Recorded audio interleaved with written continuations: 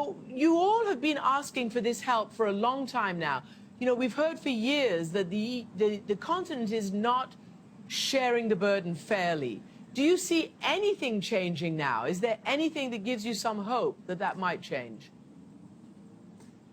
Yeah, there are some positive steps.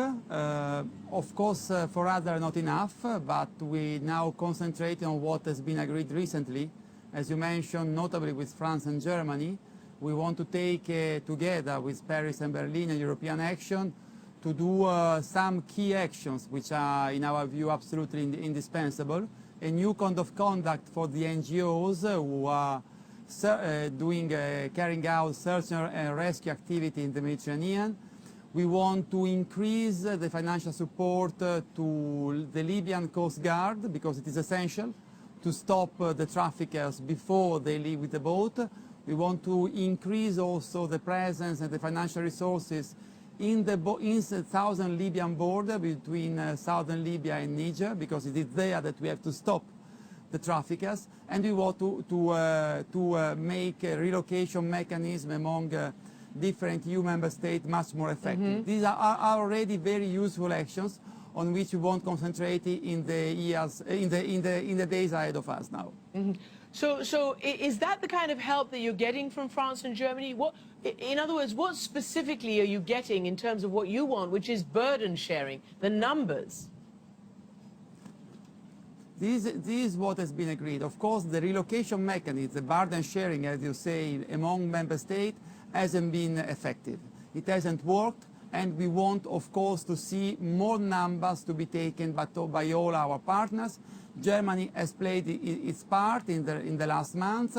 In the recent days, France has committed to do its part also, and there is an action, a legal action of the European Commission against countries such as Poland, Hungary, the Czech Republic, who are refusing the burden sharing, and this is simply not acceptable for us, and this is why it is so important that we speak the same with a single voice with France, Germany, and the European Commission to ensure that all member states comply with their obligations. Right. I just want to put up a graphic because it's quite dramatic when you see it in facts and figures.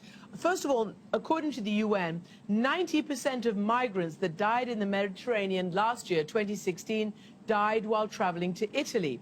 And you can see from this graphic and these figures that the arrivals in Italy have sort of stayed the same, much higher than arrivals in Greece. And the death toll, obviously, in Greece is much lower, and it's much higher in Italy. So I've actually, you know, followed Italian Coast Guard ships, which have been rescuing these migrants. Are you saying that you want to stop that? You want to stop the Italian Coast Guard? You want to stop the other NGO boats also? No, Italy has saved the dignity of all Europe for many years, because Italy has been patrolling on its own until 2015 the Mediterranean, while the other European countries were turned their back away from this drama, which is a European drama, not only an Italian drama. That is the first issue. Second issue is that on the Greece-Turkish border, there has been an agreement which has been signed between EU and Turkey, and this agreement is being effective in stopping the departure. The third issue that we don't have ahead of us, Turkey. In front of Italy there is a Libyan state which is partially failed, and this is why we have to concentrate on Libya, as I was saying, on two issues: to strengthening the capacity of the Libyan authority to stop the flows, and also to organize reception camps under the surveillance of the United Nations High Committee of Refugees in Libya. This is the way this is the only way we can stop the flows. We are saying to the NGOs, stop with the anarchy. Let's agree on a code of conduct. Let's not go too close to the Libyan border, and this is exactly what the Libyan Coast Guard is asking us. And let's be more effective, not only in saving lives, and Italy has been saving lives for too many years on its own, and finally now there is a commitment of other government and of the NGOs, but also let's be effective in tackling the trafficker and the smugglers. Okay. And this is what we must improve. Okay, well, let me just ask you, I mean, things seem to be, you know, far from burden sharing. You've got Austria, which is potentially calling up its military, saying that it's ready to deploy border troops to block any migrants coming from your country to it. It is totally ridiculous.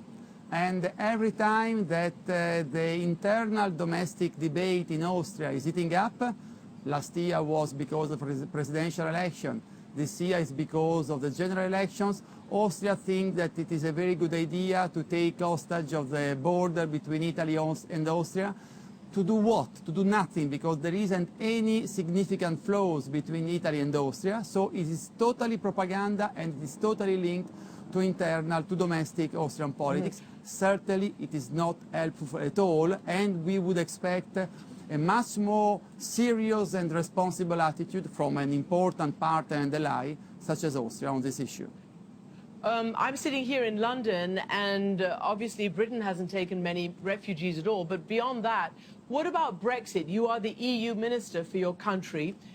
What is the feeling amongst you right now? Do you feel that there is, you know, proper negotiations? Does Britain know what it's asking for? Is it all organized? Do you think this will happen, the Brexit? Well, very serious questions. It is clear that I have to listen, to stick to what Theresa May told to our leader. She confirms Brexit. She confirms she wants to get out of the single market. She confirms she wants to get out of the customs union.